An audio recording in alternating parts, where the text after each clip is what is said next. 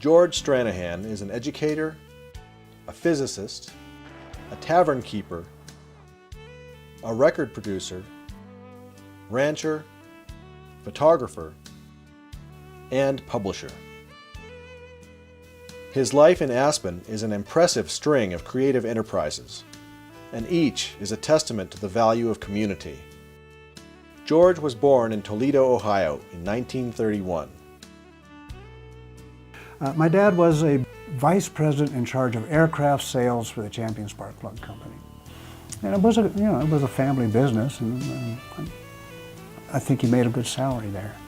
George's mother, Virginia, had a social conscience. She really believed in public service to the community, so she was a volunteer for anything. He was named after his uncle, George, whom they called Mose.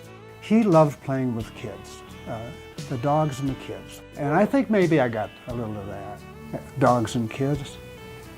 He was a thoughtful student who questioned authority as early as kindergarten.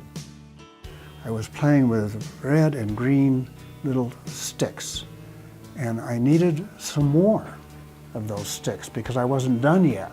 And so I went back to the shelf to get some more sticks to add to what I had, and she said, "You can't get more sticks until you put what you were playing with away." And I'm like, "But I'm not through." But she said, "You have to follow the rules." George was brilliant in math and science, but he was never comfortable with the standard curriculum. Up until graduate school, I realized that everybody was lying to me. They said, "Well, you have to learn classical mechanics." And I said, "Yeah, but isn't the world really relativistic and quantum?" And they said, "No, it is, yes, but we can't tell you that yet." And I'm into, "Well, what do you mean you can't tell me that yet?" In graduate school, they finally said, "You're a man now, we can trust you with the real." He earned his PhD and became a physics professor at Michigan State. Although his teaching post was considered critical during the Korean War, through a twist of fate, he was drafted. In the little town where I grew up, it was the custom of the postmaster to read somebody else's Life magazine and put it in their box the next day. So one person got their Life magazine a day late in the post office. The postmaster was also the chairman of the draft board. And at one point my mother, who was tough, went to the postmaster and she said, "You've been reading our Life magazine now for 3 years, and I think it's time that you read somebody else's, and then we got ours on time. It's just a matter of fairness," she said, but she could say things very firmly. And he looked at her and he said, "Madam, I will draft every one of your male children." And he did. After his 2-year stint in the Army, he taught college and high school physics.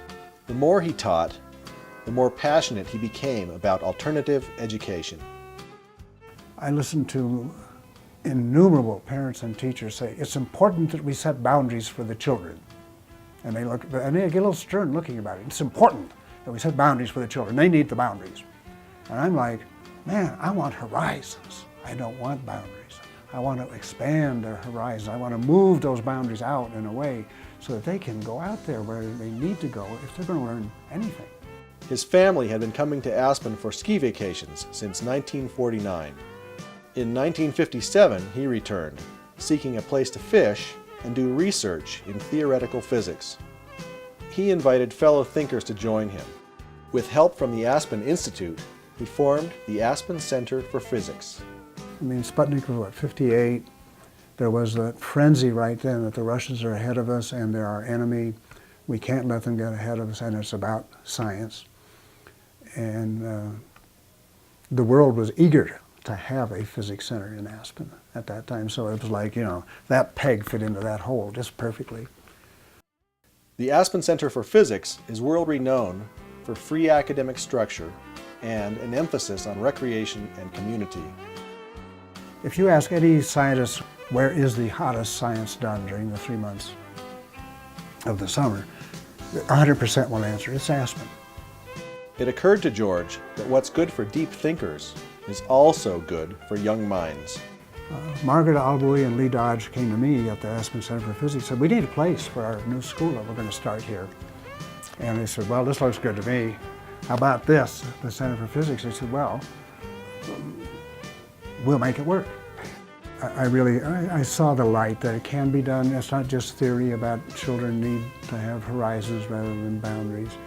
It might be a little messy at times, but if there's no mess, how do we know anything is happening?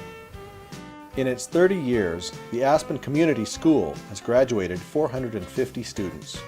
Concerned about preserving a sense of community in Woody Creek, George assumed the lease on the Woody Creek store in the early 80s.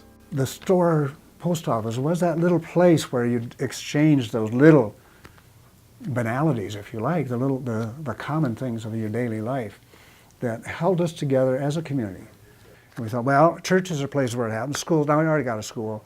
The only other place these things happen is bars.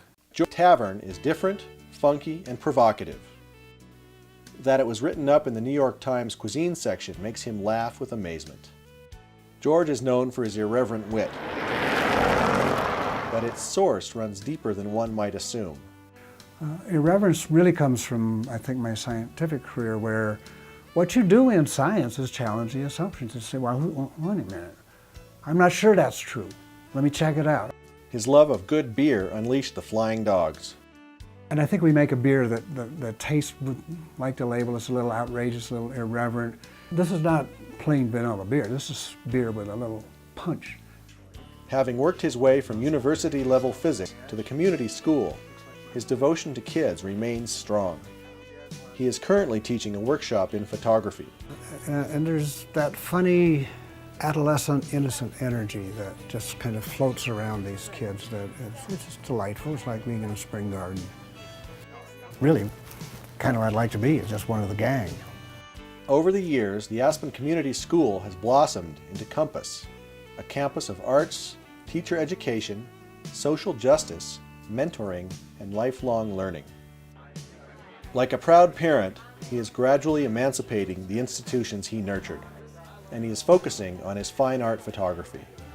He recently held an exhibition, where else but at the Woody Creek Gallery. George is the first to admit that he receives more than he gives.